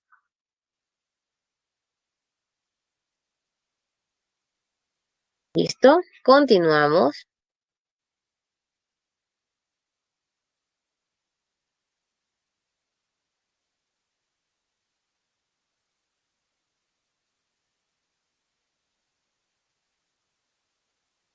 ¿Y ahora qué nos falta, profesora? Recordar las 8 regiones naturales, si bien no es un tema que esté especificado en el temario de la OCA, es un tema que siempre preguntan en el examen de admisión porque se dosifica la temática y se menciona desde relieve hasta ríos y en todo, ¿no? ¿Qué tengo que recordar? Lo distinto. ¿Y qué es lo distinto de Pulgar Vidal? El clima. Chala, escasas precipitaciones, le dice él, ¿no? Cálido seco a Yunga. Para nosotros Yunga ya sería templado. Templado seco para Quechua, templado, ¿no? Frío para Suni, para nosotros Quechua ya es frío. Muy frío para Puna, en vez de decirle frígido, no usa el frígido, sino muy frío, y Janca glacial. Inclusive hay libros en los cuales especifican que frío Suni, Puna sigue siendo frío todavía, y el muy frío lo utilizan para Janca.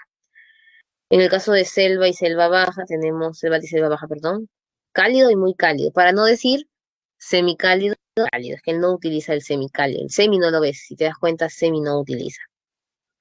Por lo tanto, cálidos vendría a ser el semicálido para Köppen y muy cálido vendría a ser el cálido para Köppen. Los dos son húmedos y lluviosos. Y acá está Yunga. Recuerdan que había Yunga marítima y Yunga fluvial. Yunga fluvial sería también cálido seco, que es la parte pegada hacia la selva. Una de las cosas más importantes de las 8 regiones es saber qué significa la toponimia. Aparte de todos los elementos que utiliza Javier Pulgar Vidal, los topónimos son lo principal para ellos. Es utilizar nombres que simbolicen algo específico o un fenómeno de esa zona. Costa o chala, maíz que crece apiñado, región de las nieves o neblinas por el tema de las nubes estrato. Yunga, marítima, valle cálido, mujer estéril, porque sabemos que son valles donde se siembra, pero están pegados a la costa y todavía tienen este problema de fertilidad. Quechua, valles templados, los valles interandinos. Le dice templados porque para él quechua no es frío, sino templado. Suni o Janca alto. Una soroche. Inclusive A veces tenemos esta distinción entre Yunga y Suni, porque algunos libros le ponen a Yunga valle cálido y el Mujer Estéril también lo usan para Suni. ¿Por qué? Porque estas zonas son valles estrechos. Una, soroche, porque usualmente en estas partes de altitud, que son las mesetas, el mal del soroche. Janca Cordillera le pone blanco, o también el maíz tostado, porque tenemos nosotros aquí el tema de los nevados. Rupa Rupa es ardiente o caliente caliente, y Omagua o selva baja peces de agua dulce por la presencia obviamente de los ríos en la parte de los meandros. Y listo, terminamos esta fase. ¿Está fácil? ¿Sí? ¿Hasta aquí hay alguna duda? ¿Todo en orden?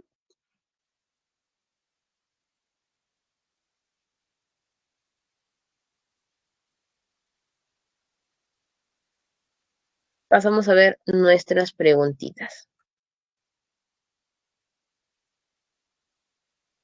Ya llegaron a tomar a los cuadros resumen, a todos sus fotitos, ¿no? Si necesitan fotos de algo me avisan.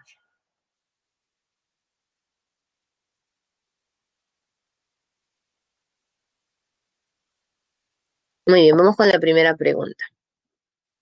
Una ecorregión es un área geográfica que se caracteriza por contar con similares condiciones climáticas, edáficas, hidrológicas, florísticas, faunísticas, donde los diferentes factores actúan en estrecha independencia. Esa es la definición. A partir del enunciado, identifique las proposiciones que se relacionen con el tema.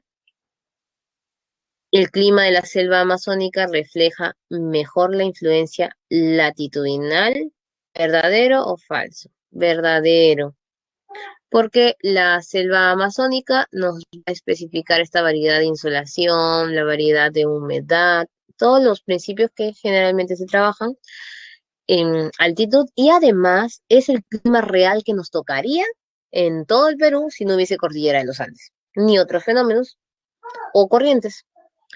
La temperatura del mar frío ejerce influencia en el clima del sector norte y esto es falso porque el mar frío va pegado con el desierto del Pacífico, que es costa centro-sur.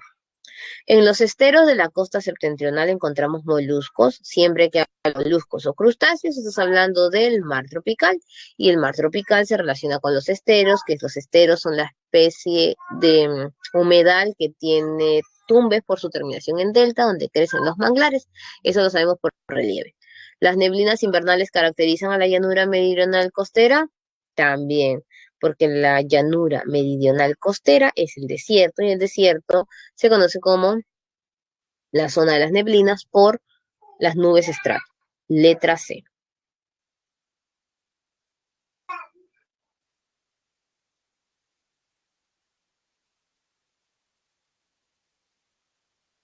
Letra C. Siguiente. En el Perú se han clasificado 11 ecorregiones con sus propias características. Algunas de estas se han presentado con letras. A partir de su observación de este mapita, obviamente, determina el valor de verdad de los siguientes enunciados. Letra A está en la selva, es notorio. Letra B está en la zona norte de la costa. Letra C está entre sierra y selva. Letra D es sierra. Y letra E es costa, costa litoral. A ver, vamos a ver qué nos dice. Si lo vamos a relacionar con ecorregiones. A es el bosque tropical del Pacífico y B es el bosque seco ecuatorial. En este caso sabemos que A no puede ser bosque tropical del Pacífico porque está en la selva, por sentido común, sería el amazónico. Y obviamente en el caso de B sería el bosque seco ecuatorial, porque está abarcando Piura. No está abarcando solamente la parte de Tumbes. Pareciese que fuese solo Tumbes, pero no. Tumbes el puntito rojo, ahí vemos una parte rojita. C es la selva alta, sí, porque A es la selva baja, y ocupa la mayor parte del flanco oriental de los Andes, también es verdadero. Toda la cadena oriental corresponde a selva alta. D es la Puna y Altos Andes, tiene un clima frígido y gélido, en el sur presenta una mayor amplitud. Puna y Altos Andes sería el sur y la parte de Cajamarca. Allí bordea un poco más de zona cuando sabemos que no es tan extensa, pero ahí lo han hecho solamente con algunas ecorregiones. E se extiende al oriente de la serranía esteparia. Oriente estaría pegado entonces hacia la derecha y no hacia la izquierda. Y tiene el mismo relieve que B. La pregunta es, ¿verdadero o falso? Y obviamente que es falso, porque la es el desierto del Pacífico, se extiende al occidente de la serranía. Y B representa el bosque seco ecuatorial y su relieve no es similar, sino es llano montañoso, mientras que el otro es llano ondulado. Nuestra respuesta sería la letra A.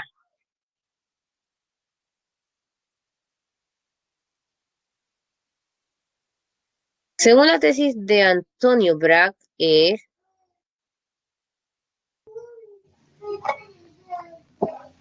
dice aquí, el Perú tiene 11 ecorregiones que se caracterizan por tener similares condiciones climáticas, edáficas, hidrológicas, florísticas, faunísticas de estrecha independencia. Bueno, ahí se repite nuevamente el concepto. Con respecto a estas áreas geográficas, establezca la relación correcta. Bosque tropical, páramo, sabana de palmeras y desierto del Pacífico. Aquí sí está más fácil. No, nuestra respuesta sería, a ver, uno, bosque tropical iría con plantas epífitas, río como camarón, ya, fácil, camarón, ¿dónde sería? Desierto del Pacífico, ¿no? Por sentido común. Ya está, camarón de río. Meseta fría con alta humedad. Meseta fría, tú dices, ¿dónde puede ser? Meseta es lo más alto, sabana no es meseta, bosque, páramo, porque está pegado hacia la selva. Muy bien, es parte de sierra. Perfecto, ya tengo páramo. Entonces, llanura, bosque tropical y sabana pueden ser llanura, pero plantas epífitas o en el caso de arbustos dispersos. ¿Qué serán arbustos dispersos, dices tú? Ah, la guaje, las palmeras, esos son arbustos dispersos. Y por lo tanto tenemos como respuesta la letra B. Y por último, esto va en función de los pisos altitudinales. Un grupo de turistas desea conocer algunas regiones naturales de la provincia de Huarochirí, región Lima. Para dicho fin, parten desde la Plaza Mayor de Lima, siguen la ruta por Chosica, Matucana, Chicla y Casapalca, donde concluye su objetivo. Considerando la altitud, aquí es muy difícil que uno pueda memorizar todos los lugares de Javier Pulgar Vidal, o sea, las ciudades. Lo que uno tiene que ver es la medida de la altitud. Entonces, si estás en 161 Lima, ya sabes qué es costa. Por ahí empieza por fácil. Entonces, la B no puede ser, profesora. Muy bien, dices tú. Luego me voy a Chosica. 850, no pasa de 1000, debe estar todavía en Yunga porque de hecho es más alto, ¿no es cierto? Y por sentido común, no va a ser Yunga fluvial porque Yunga fluvial está pegado para la selva, entonces es Yunga marítimo. Entonces ya tengo la respuesta, profesora, sí. Pero si no lo puedes marcar así tampoco, tenemos Quechua, 2000, Suni, ¿no? Más de 3000, tenemos Puna, 4000 y 5000 ya sería obviamente la Janca. Cada 1000 se va contando. Letra D de dedo.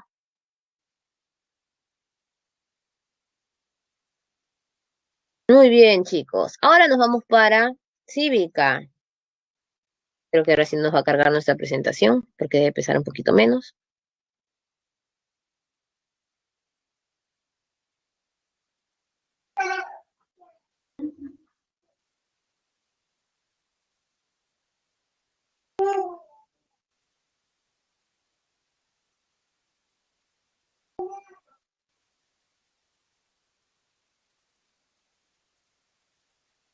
Esperemos unos segundos que empiece el proceso de conversión.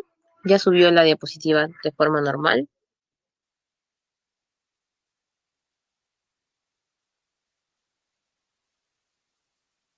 Listo, esto sí ha cargado de forma tradicional. Nos tocaría el poder legislativo. Pregunta del $1.000.000. A ver, tú puedes. Si pudieses postular a un cargo del gobierno, ¿cuál sería y por qué?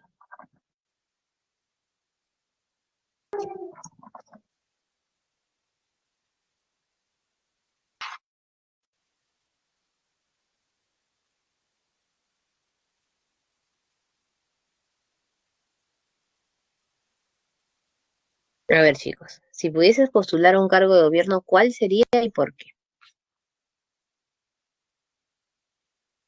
Daniel dice ninguno. Daniel dice, pueden ser diferentes cosas, ¿no? Porque no le gusta la parte de la política, o sea, el ejercicio político, porque en realidad todos somos seres políticos. Segundo, podría ser por la mala imagen que tienen los gobernantes, una buena alternativa. O tercero, que Daniel, porque no me veo con funciones administrativas. Nicole dice, a mí me gustaría ser ministra. A mí siempre me ha gustado ese cargo de ministro, porque siento que si bien es algo de confianza, correcto, se lo da el presidente, siento que es afín a nuestra, ¿no? Porque se supone que uno debe ser ministro en el área que sabe, que es especialista. Sí, por sentido común debería darse. Antonio dice presidenta, ¿por qué no? Ya les he dicho, si nosotros quisiésemos cambiar la política del país, o tanto que a veces vemos esas noticias, podríamos hacer el cambio, quién sabe. De repente Antonella, de acá a unos años estamos votando por ella para presidenta. Dice por querer, claro, por querer mejorar nuestro país y también, ¿por qué no? Por un beneficio académico propio, ¿no? Es un cargo importante que lo podemos desempeñar de manera correcta. No, los cargos políticos en realidad no son malos. La política se vuelve mala por cómo la administran las personas.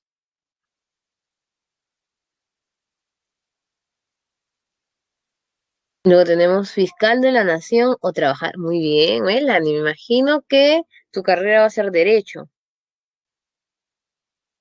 En una época, muy bien, excelente, Melanie. En una época nosotros veíamos que muchos querían ser congresistas. ¿Por qué crees tú que las personas querían ser congresistas? La verdad. Por la plata. Nicole dice por el dinero, por el dinero. Melanie dice, exacto, también puede ser por la inmunidad. Hiciste muchos requisitos, excelente, Andrea. Antes, por la inmunidad, por el poder. Una de las razones obvias creo que era el, la posibilidad de acceder a ese cargo más rápido, porque por dinero ustedes saben que todo funcionario del Estado gana bien, hay muchos cargos políticos no de tanto renombre. Trabajando en un ministerio hay personas que ganan desde 10.000 soles para arriba. El funcionario que más gana en el Estado es el presidente del Banco Central de Reserva del Perú, que gana 45.000, ¿no? Inclusive los ministros ahora ganan más que los congresistas, que al inicio no era o sea, normal, porque usualmente el congresista siempre tenía mayor sueldo que el ministro, pero en una época ellos se subieron el sueldo. El presidente gana menos, hay funcionarios que ganan más que el congresista. Otra de las razones era por ese tema del intocable del Estado, le decían, era el superhéroe del Estado, porque nadie lo podía mover al congresista, tenía un montón de sistemas de protección.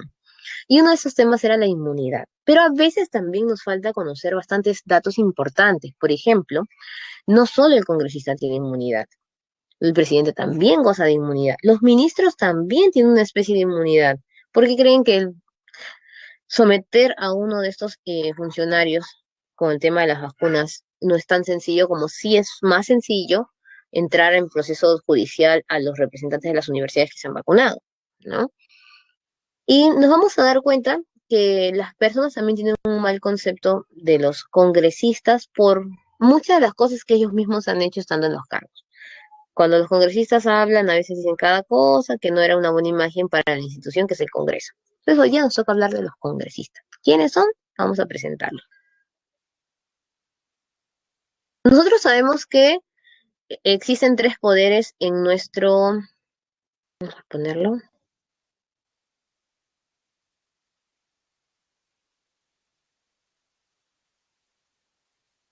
Estado. Los tres poderes del Estado es la división clásica para considerarnos un Estado de derecho. Poder ejecutivo, poder legislativo y poder judicial. Perfecto.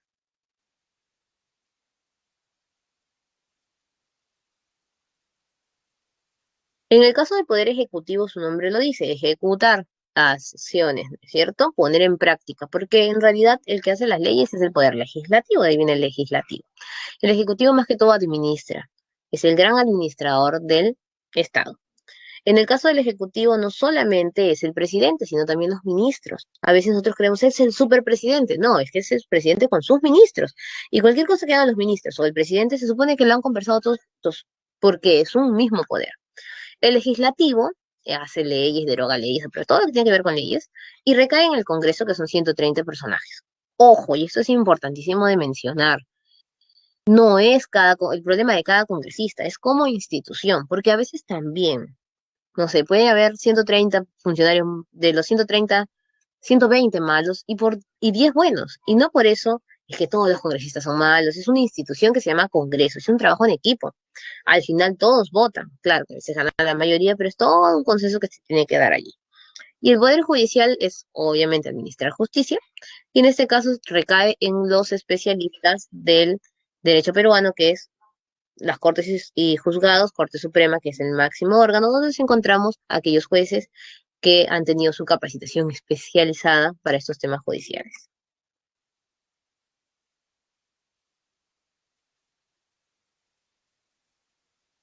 También, Melanie, en todo lugar se cocinabas.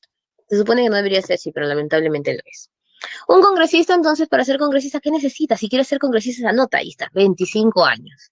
Elegido por el pueblo, ahí está la respuesta, ahí está. Nos quejamos, pero nosotros lo elegimos. Nosotros lo elegimos. Muchos también no saben elegir congresistas, ¿no? Luego, ¿qué más necesitamos? Ya no se goza de inmunidad, ahora ya no es el clásico intocable, ya no. Se acaba de ir su inmunidad hace unos días. Va a estar por 5 años. No está sujeto a mandato imperativo y no puede ser interpelado. ¿Qué es eso, profesora? Ahorita lo vamos a ver. Por eso es que antes lo conocían como el intocable del Estado. Este es un resumen rápido y general de algunos datos que ahorita lo van a ver en las diapositivas más grandes, pero nos ayuda pues a comprender todo lo que es el poder legislativo, ¿no? El poder legislativo es un órgano del gobierno central. Recuerda que hay tres órganos o tres gobiernos: gobierno nacional o central, el gobierno regional y el gobierno local. O sea, este gobierno va para todos, para todos. No es que hay un congresista para mí y un congresista para que viva en Junín, un congresista para... No, para todos. Reside en el Congreso el poder, no en el congresista. Así que el congresista que dice, ah, yo soy lo máximo, no, es en el Congreso, es en los 130 juntos. Son 130, antes eran 120, dijeron que 10 más para que gobiernen mejor. Querían aumentarles 10 más, si no me equivoco, para representación del extranjero. Así como cada provincia elige a su representante en el Congreso, querían hacer un grupo de congresistas que representen a los peruanos que están en el extranjero. Pero se quedó con 130 congresistas. Por voto universal, todos por ellos. Lamentablemente, a veces las personas no saben por quién votan, porque tienen la costumbre de marcar, ah, voy a marcar por el partido Corazón. Corazón para presidente, ah, Corazón para congresista. ¿Quién entre? No sé. Y siempre entran por los primeros números, y a veces no tienen idea de quiénes son. Ahora hay una ventaja con esto de las elecciones primarias y que al menos hay una preelección y todo ello. Antes era un gobierno, bueno, ahora es un gobierno unicameral y antes era bicameral, ¿no es cierto? Unicameral es que todos tienen la misma función, es decir, leyes macro y micro. ¿Qué significa? Tú como congresista, cuando tengas allí el cargo, puedes hacer leyes generales, como por ejemplo la ley de educación que involucra a todos los peruanos, o puedo hacer la ley de minería para el sector sur del Perú. Antes, cuando había bicameralidad, eran senadores y diputados. Los senadores hacían las leyes macro y los diputados las leyes micro. Y había como una escala, ¿no? El diputado hacía una ley, pasaba al senador, el senador lo desaprobaba, lo aprobaba. ¿Y qué pasaba? Había un entrampamiento ahí de burocracia, no, el senador no se llevaba bien con el diputado, era de otro partido y empezaba el rechazo. Y el diputado y el senador pensaban lo mismo, eran congresistas, pero el diputado se sentía menos que el senador porque el senador revisaba lo que hacía el diputado. Al final decidieron que la unicameralidad era lo mejor, que todos puedan hacer todo tipo de leyes. Lamentablemente el congresista se ha dedicado a hacer leyes macro más que micro y olvidarse de esta pequeña representación del pueblo. Por ejemplo, no, si yo voto por tres representantes de la región Callao, ¿no? Entonces yo confío que ellos cuando lleguen al cargo van a hacer cosas por el Callao. Si bien van a hacer cosas por todo el Perú, también van a pensar en la realidad del Callao. Pero a veces no, llegan como congresistas, hacen lo global. Por ejemplo, postulé por Cajamarca, luego, como por ser congresista, me dan una casa o una vivienda en Lima. Ojo, no es obligatorio esto, se les consulta si tienen un hogar en Lima y si no lo tienen, pues el Estado les da el establecimiento de vivienda. Ahora ya viven en Lima, entonces de cada 5 años, cuando había este proceso en el que se podían reelegir a cada rato los congresistas, entonces ellos decían, ah, ya no postulo por Cajamarca, ahora postulo por Lima porque ya vivo en Lima. Y al final se terminaban desligando del lugar que les dio el cargo. Ellos tienen el poder de 5 años. O sea, 5 años así están en el cargo. Cada año empieza su reactivación de poder. Ellos entran el 27 de julio, un día antes del presidente, y termina el 26 de julio, ¿no? Su primer año, su segundo año, ya está. Cada año se va a dividir en dos legislaturas, de 27 de julio al 15 de diciembre y el 1 de marzo al 15 de junio. Pero solo quedan huequitos. Se llama receso parlamentario, no vacaciones del congresista, por si acaso. Receso parlamentario, ese nombre constitucional. ¿Y qué hacen los congresistas en el receso parlamentario? ¿Se van de vacaciones? No. Deberían regresar a sus lugares donde fueron designados a ver la realidad y generar, pues, proyectos de ley. Y además le dan ese espacio para que pueda hacer proyectos de ley también, porque hacer una ley no es fácil. Plagiar una ley de otro país y cambiarle el nombre y ponerle a Perú es fácil, pero no es contextual, ni tampoco ético. Entonces, cada año se divide en dos legislaturas, tendrían en total 5, 10 legislaturas. Cuando están de receso parlamentario, y el presidente del Congreso o el presidente de la República los necesita reunidos, ¿qué hacen? Legislatura extraordinaria. Entonces, el presidente del Congreso manda una resolución legislativa, el presidente de la República manda un decreto para que ellos se reúnan de forma extraordinaria. Requisitos, bien dijimos 25 años, ¿qué más? Peruano de nacimiento, pero el extranjero no puede, nacionalizado no puede. Ni tampoco el de opción ni naturalización que ya vimos, ninguno, solo de nacimiento. Así no haya vivido acá toda su vida y solamente los últimos años de nacimiento. Derecho de sufragio, ¿qué significa? No tener el tema de la inhabilitación de los derechos políticos, que ya lo vimos en el tema de ciudadanía. Y hoja de vida, es un requisito, no te van a votar por no presentar hoja de vida, pero se supone que tienen que revisarlo. Por eso que ahí el jurado pone, ¿no? No presentó hoja de vida, tú tienes que revisar. Para votar deberíamos abrir las hojas de vida, pero es bastante, porque cada partido, ponte que se presentan 10 partidos mínimo, cada uno presenta su lista de 130 personas, tendrías que haber 1.300 hojas de vida para revisar y ver por quién votas.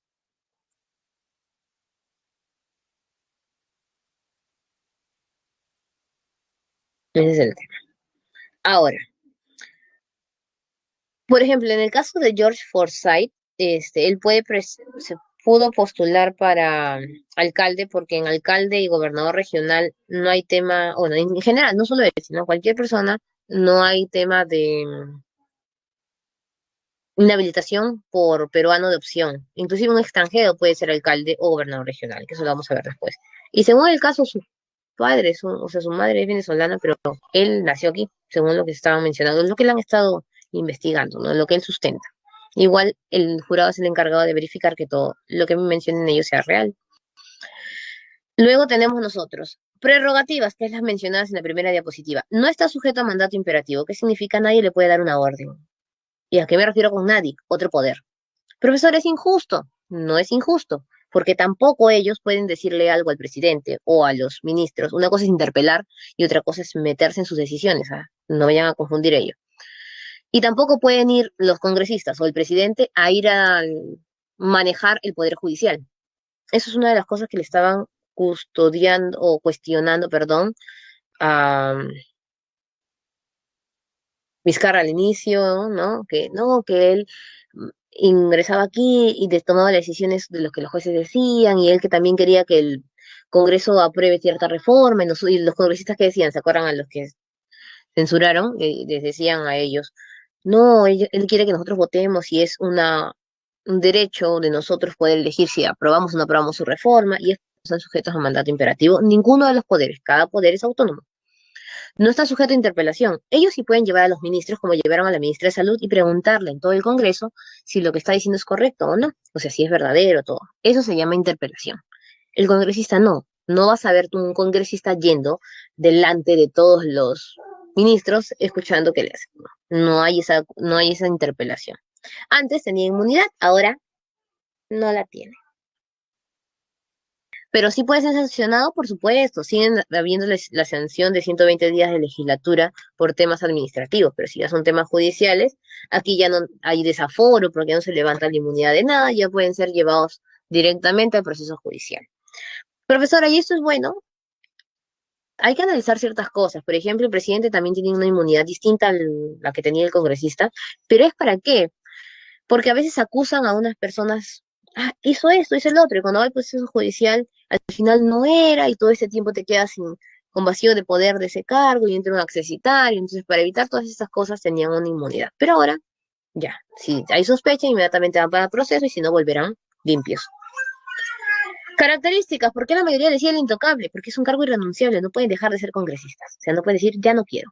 Es irrevocable, no lo puede sacar el pueblo. Es irremovible, no lo podía sacar nadie, hasta o sea, por voto, ¿no? De mover de cargo, porque ahora sí pueden ser llevados a proceso judicial, que es diferente. Y allí ya dejarían por ser incompatible con el tema ético. No pueden tener otra función pública. Pueden ser profesores nada más, dictando clases, algo sencillo. No pueden tener otro cargo, no pueden ser congresista y a la vez encargados de alguna institución del mismo estado, trabajar en INE, esas cosas no podrían, por ejemplo. Y ahora, pues, tampoco tienen reelección inmediata, ya no pueden ir a los 5 años. No pueden renunciar a su cargo. O sea, no pueden decir, ellos tienen que terminar los 5 años. Inclusive, si van ahora que ya se les puede llevar presos, no irían presos y lo reemplaza un accesitario.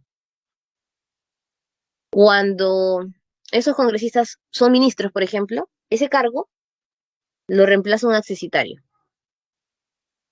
Cuando luego ellos terminan su tiempo de ministros, vuelven a ser congresistas. O sea, nunca dejan de ser congresistas en esos 5 años. Siempre lo van a hacer. De forma propia. O sea, no puede decir yo no quiero, porque ahora los pueden sacar, que es diferente. O sea, llevar a juicio en realidad.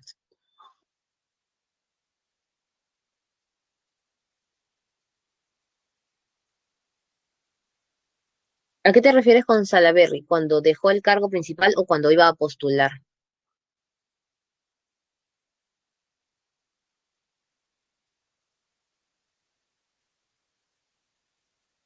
Ah, es que puede renunciar al cargo que tiene como dentro del Congreso, pero no deja de ser congresista. Y es distinto. O sea, yo soy presidente del Congreso y no quiero ser, por eso dicen, ahora están pidiendo, ¿no? Piden la renuncia de la mesa directiva. O sea, siguen siendo congresistas, pero ya no con cargo principal en el Congreso. O sea, el Congreso también tiene sus cargos adentro. Es distinto, claro, pero siguen siendo congresistas. Funciones legislativas, todo lo que tenga que ver con leyes, hacen leyes, derogan. Segunda, control político. Esto de cuestionar a los ministros y de sacarlos también.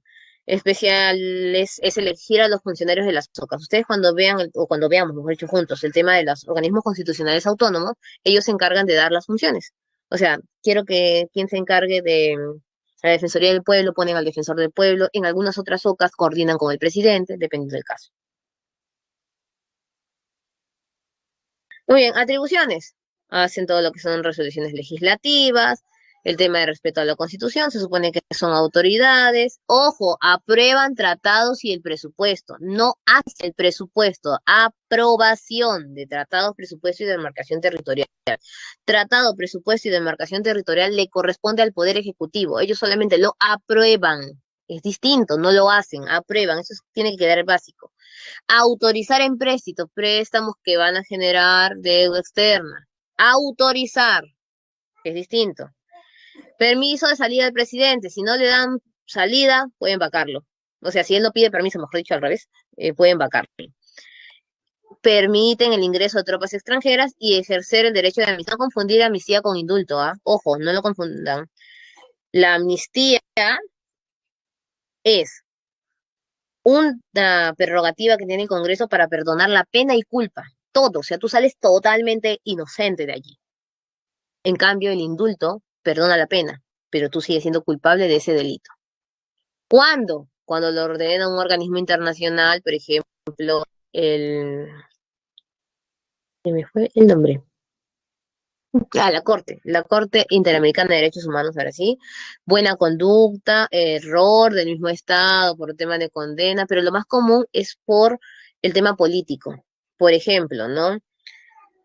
Casos generales en que por terrorismo hubieron muchas muertes o asesinatos provocados. Es decir, un grupo de familias mató a personas, pero se dice que, y eso es real, que los terroristas lo mandaron a ellos a hacer ese caso, ¿no? Entonces, ¿es un delito de verdad culpar a las familias o de los terroristas que obligaron a estas familias? Entonces, se hace amnistía para todos los casos que vayan a tener esa situación. El indulto es diferente, es para una persona. La amnistía es para todos los casos que sean iguales.